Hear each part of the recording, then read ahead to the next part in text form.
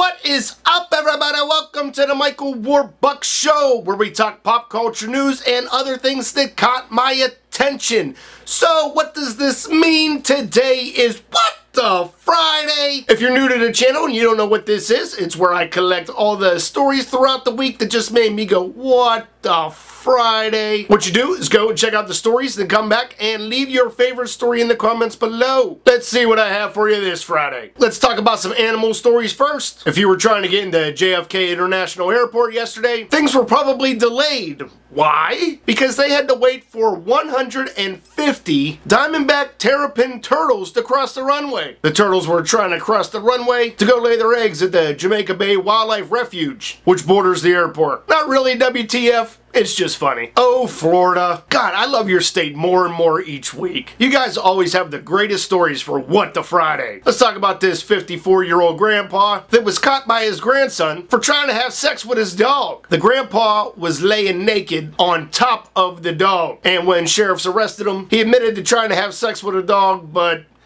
couldn't get his penis inside of it. What is wrong with people? Our next story has to deal with this homeless guy. Personally, I think this story is just cops abusing their power because they arrested this homeless man for charging two of his cell phones that he found in an outside outlet behind the bushes attached to a building. They charged him for theft of services and also for carrying a concealed weapon just because the guy had a folding knife on him. Seriously? I'm pretty sure he was using a knife for normal use and he was charging his cell phone. That's like when you go to a Starbucks and you plug your laptop into their wall outlet. Is that theft of services? Because technically you only bought the coffee. You're not buying their electricity. It's just a shame. He was released from jail. They don't know if he has an attorney yet, but this is just a sad story for the guy. Let's give it up for Florida again. A 24-year-old man was spotted driving 5 kids around in his van while smoking a bong. Things you don't do with kids in the car. Now the guy claims that, you know what, he smoked his weed 8 hours before the incident, but come on, man. You had someone witness this. He's been charged for driving under the influence with kids under the age of 18 in the car. Why would you do such a thing? Especially when you have 5 kids in your van. Have you ever been so drunk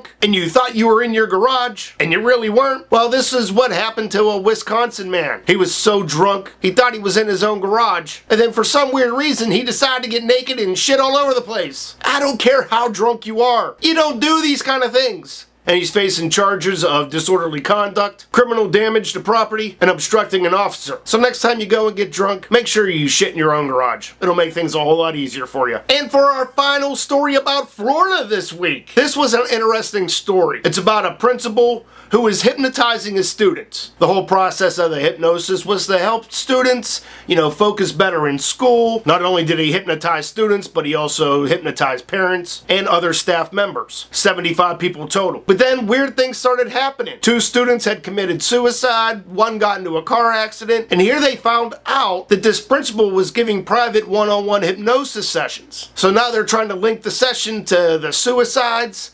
Did he possibly say something to them to make them kill themselves? 1, it is horrible about the 2 students that committed suicide and the other one that got into a car accident. But 2, it kind of opens up a whole type of new criminal aspect, is that what I want to say? Where if you're able to get to know somebody enough that you don't like, get them to trust you, then they let you hypnotize them, and then you tell them to kill themselves? That's crazy. But go check out the story and let me know what you think. Do you think that the principal actually hypnotized these students to commit suicide? Or do you think these parents are just looking for someone to blame this on? Let me know your thoughts. Alright guys, and for our final story today, with it being 4th of July weekend and also Happy Canada Day, I've included a link where you can see some slow motion fireworks, so go check that out. Alright guys, that's going to be today's show. Just to let you know, next week I'm going to be on a somewhat vacation. And if I do make any of these shows, they're probably only going to be 1-2 stories each. But anyways, if you want to check out everything that I talked about today,